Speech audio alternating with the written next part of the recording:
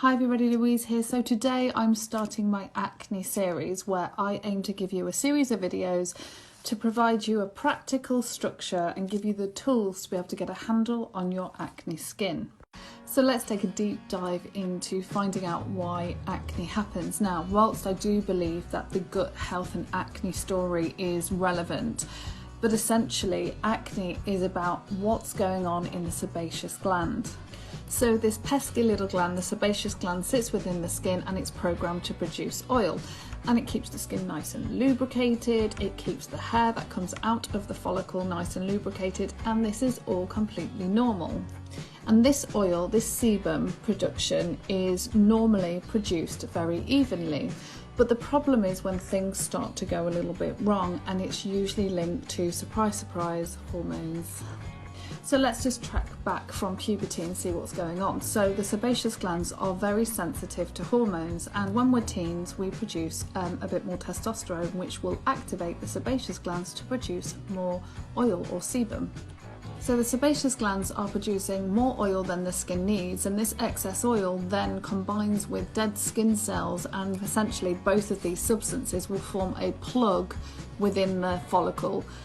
So the result of having a clogged pore with sebum, oil and dead skin cells, then this can result in open comedones, which are blackheads, closed comedones, which are whiteheads, and then we have this bacteria that is normally present on the skin can contaminate this blocked pore, and this can result in things like papules, which are red spots, pustules, which are yellow spots, nodules and cysts. Now typically teens produce this oily T-zone, which often results in comedones, both open and closed comedones. And it's quite interesting because as we age we tend to see a shift where it sort of moves away from this area and down into this U pattern, particularly for females as we're aging and sort of our hormones are consistently changing. And actually you can see usually more open comedones, so those blackheads, as opposed to those closed comedones.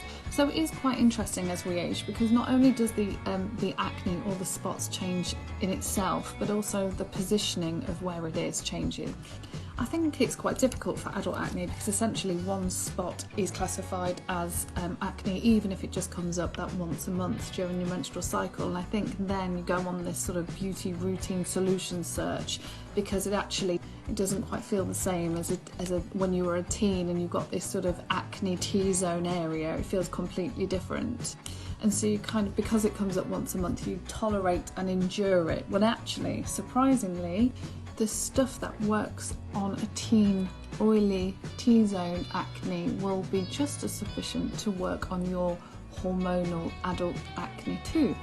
And actually, if you choose really wisely in terms of your ingredients and product choices, that they will also have fantastic anti-aging benefits too. So it's really important to get your routine right.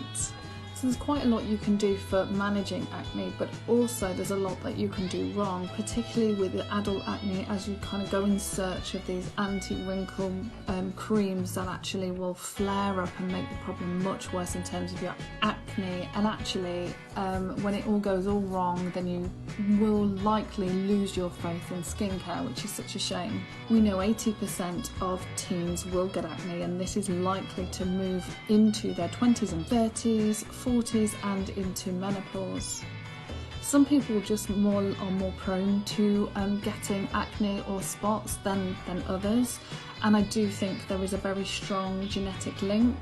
And that doesn't mean that you need to be defeated by this, but it does mean that you need to choose your active ingredients very wisely and be consistent with your usage.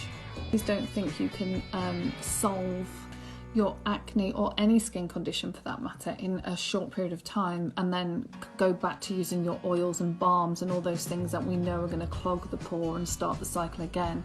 It really does take consistent use. So yes, you can manage your acne, and yes, you can see it settling down for most people at least, but it really is about a lifestyle change and making those consistent measurable doses and choices. So now that's all for now, but on my next series I'm going to be discussing how to build a confident, structured routine with skincare when it comes to acne.